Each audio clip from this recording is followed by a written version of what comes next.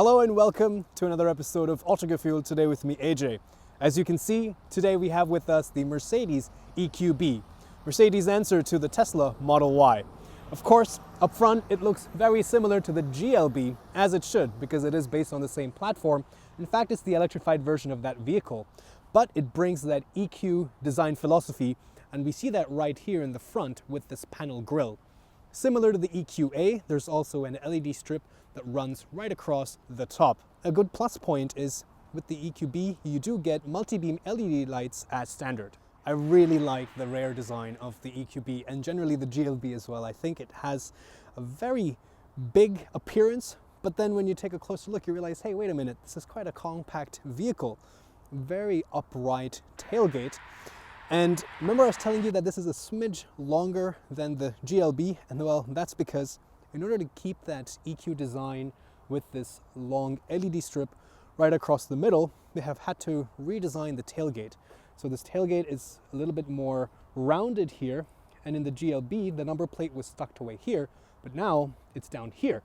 And in order to put the lights to illuminate the number plate, they've had to redesign the bumper, and this lip is what gives it that tiny extra length overall. A nice shiny scuff plate here, which kind of reflects in this little crevice along the bottom of the tailgate. You get an automatically lifting tailgate. And of course, like the Tesla Model Y, you can get this in 7 seats. Pretty compact, and we'll see how useful the third row really is. But of course, as you see, with all the 3 rows up, this is a dismal amount of boot space. Really, you can fit a couple laptop bags, but definitely, considering this is a family car, there's no way you can get a big diaper bag or a baby stroller back here.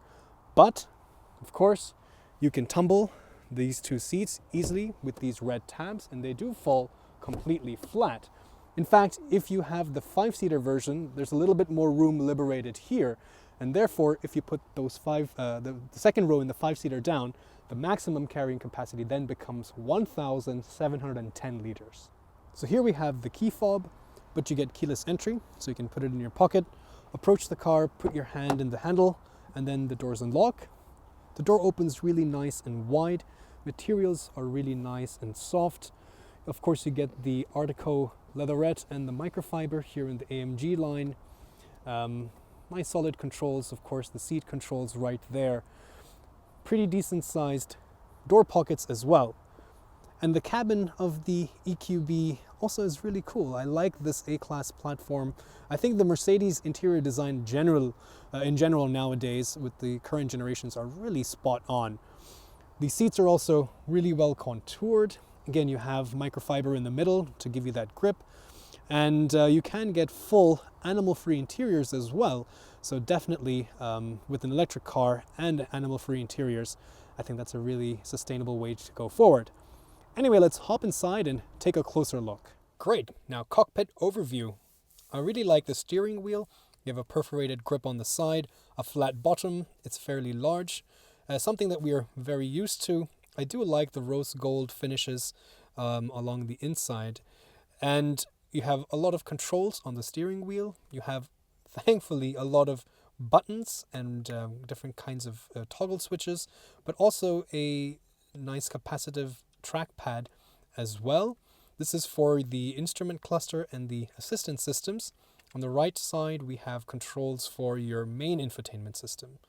There are paddle shifters, but this is for the regen or the recuperation braking, and you can set the intensity of that. If you take a look at the instruments, well, of course, this is the top end, the 10.25 inch screens, the dual 10.25 and 10.25, and you can control many different aspects of this right here. Like I said, with this trackpad in the middle, you can also choose different views themselves. So right now we're in the progressive view, but for example, if I want something more sporty, you can select that, and the visuals will change accordingly. There's also a great head-up display, which gives you very useful information regarding the assistance systems and the speed and the navigation. There's a lot of settings as well for this, which you can control from your steering wheel. On the main infotainment screen, you have a lot of different options. For example, you have the EQ specific menu where you can see things like charging options, energy flow, I'll talk more about this later on, but the car is very intelligent. There's the Eco Assist and the electric intelligence programs, which tries to optimize every drive. You also have a really nice navigation system, as you can see, with also that nice kind of augmented reality turn-by-turn instructions that we see also in the EQA. There's some pretty cool comfort features like seat kinetics. This is not seat massage, but it kind of just makes very small, slight movements in the side bolstering, in the base of the seat, just to kind of keep you a little bit more comfortable. So I like that. And of course, you have different apps and connectivity options, as well as smartphone mirroring with Android Auto and Apple CarPlay. Really nice turbine-shaped vents with LED lights in the center stock, along with nice design here in the center dash with more lighting. Climate control buttons down here, so really nice again to see buttons for that. A tambour door with slides to show a couple beverage holders and an inductive phone charger and a USB-C port as well. There's a great trackpad here in the middle, which has sound and haptic feedback, so you can scroll through the menus. There's also shortcut buttons all around the side, a roller for the volume and the driving modes, and a nice palm rest so that you can operate these systems very comfortably. The armrest also opens to show a very nice cubby hole with 2 USB-C ports. All right, let's take a look in the back seat. So first of all, the door opens really nice and wide. The materials are also really nice, but this is a very versatile platform. This opening is wide enough to easily fit your child seats. And speaking of which, there are 1, 2, 3, and 2 in the back. So there's quite a lot of places to mount child seats. The bench is also fairly flat and wide and accommodating. Getting inside is also fairly easy thanks to that higher ride height. But like we saw in the EQA, because of the battery placement under the floor is a little bit raised, and that means that you are in a little bit of a knees up position back here. You don't have any underthigh support. The bench itself is not too far, it isn't very long, so yeah, it's not the most comfortable. Sliding my feet under the front seat is also a little bit tight because, again, of that higher floor here of the battery. But I'm 5'8" or 1.73 meters. The seat is set to my driving position, so I can very easily sit behind myself. In fact, I can even slide the bench forward a little bit to liberate more space in the back to carry more luggage or give a little bit more room to the rear passengers. I can also change the angle of recline of the backrest to make it the most comfortable for my needs. All right, let's take a look at the third row. There's a tab here to push the seat forward. Getting in, honestly, is quite tight and tricky, as you can see. So really best suitable for children, and again, because of the ISOFIX seat anchors. And the middle row actually doesn't slide all the way back now that I have pulled it back towards myself. So I am getting a little bit extra knee room. I tested it, but still, even if this wasn't coming all the way, if this was coming further back, I would actually have just about enough knee room to sit here. The seats are really low to the ground, so really low to the floor. I have really no underthigh support. My knees are really up high, and there is really no headroom. I'm touching the roof liner, but for short distances, for smaller people and kids, definitely usable. I don't have an AC vent here. You do get AC vents in the middle row, but I do have cup holders. So again, for the size that you have, it's very smartly utilized. So the EQB is going to be launched in 2 variants, the 300 4MATIC and the 350 4MATIC. They're both very similar. They both have a 66.5 kilowatt hour battery. There will be a long range version later on. Now, they're both dual motor systems, so they're all-wheel drive, but they differ in the final output. So for example, the 300 4MATIC makes a combined output of 168 kilowatts or 228 PS, whereas the 350 is 215 kilowatts or 292 PS. AC charging time is 5 hours and 45 minutes. DC quick charging is 32 minutes.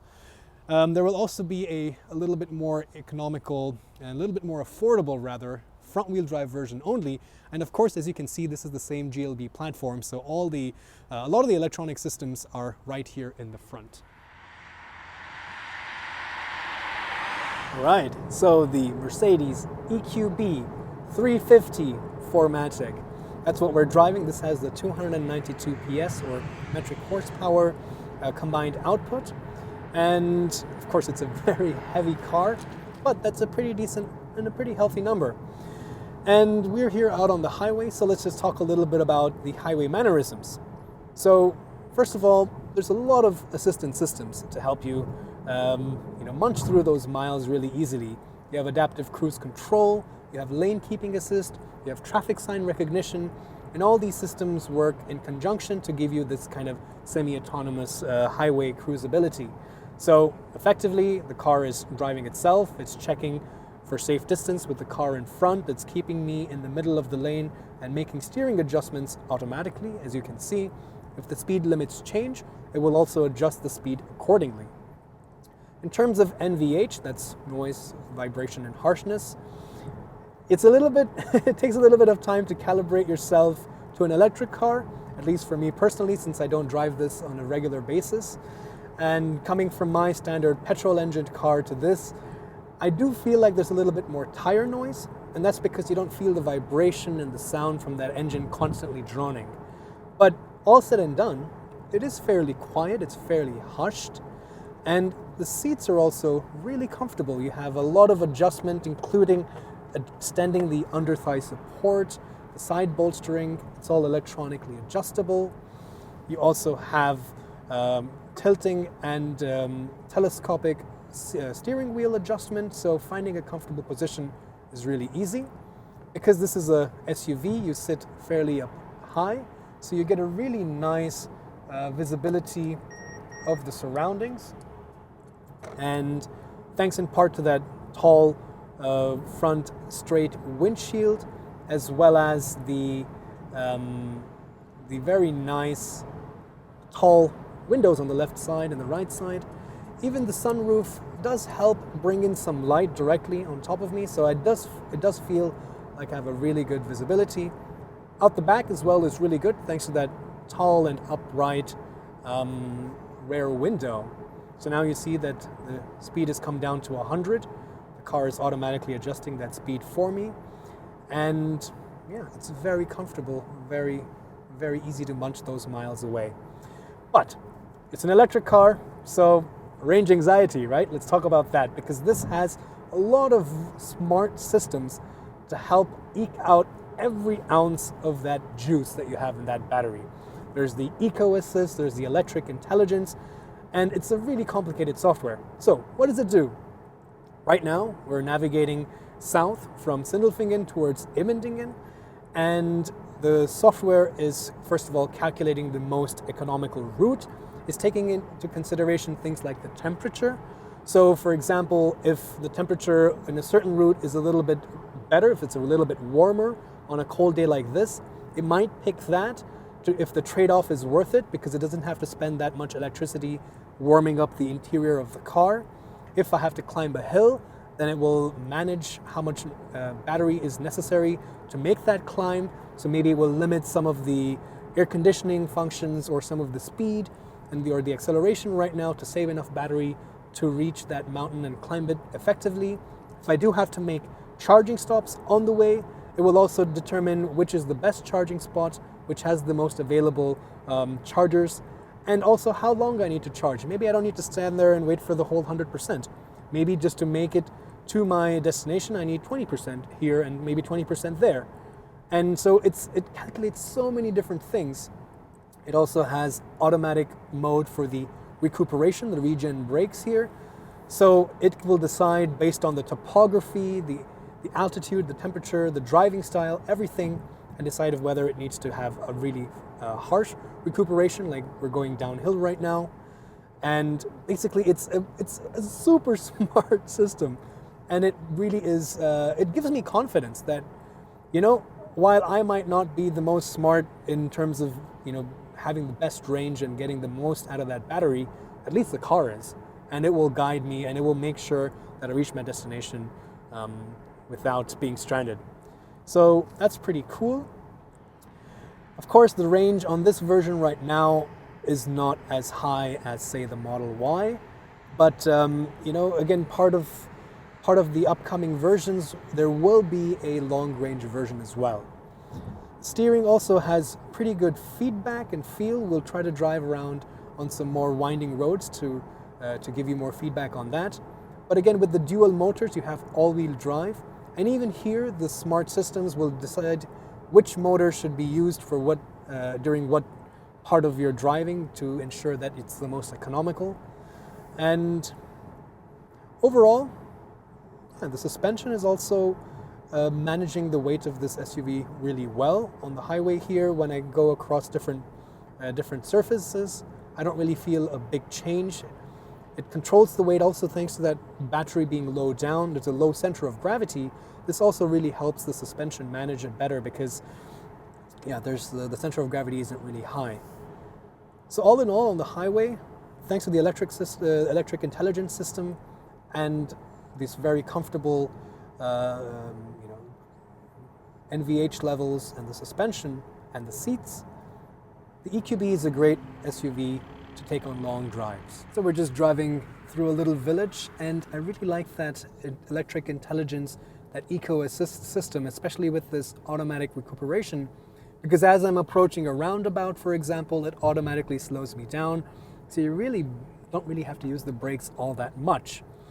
Now we're on some slightly faster moving country roads, so let's test out the steering and the dynamic capabilities a little bit. And well, thanks to this compact dimensions, it's really easy to place in the middle of the lane, so it doesn't feel like it's too big for smaller roads, especially in the city and also on narrower country roads. It feels like it fits in very easily. The steering is very direct. You get very nice linear control. Feedback is not fantastic, so it is fairly numb. It does get a lot of weight, especially on the highway. It is a very heavy steering, but I don't get too much of very sporty feedback like you would get from certain other sportier cars. But the stiffer suspension and that low center of gravity, for example, when we're going around this right-hand bend, means that there isn't too much body roll, And because of those dual motors, you also sometimes get that little bit of a push from the rear, and there's always a lot of traction. Electric cars have great torque right from the get-go, so you have fantastic acceleration thanks to that four-wheel drive system.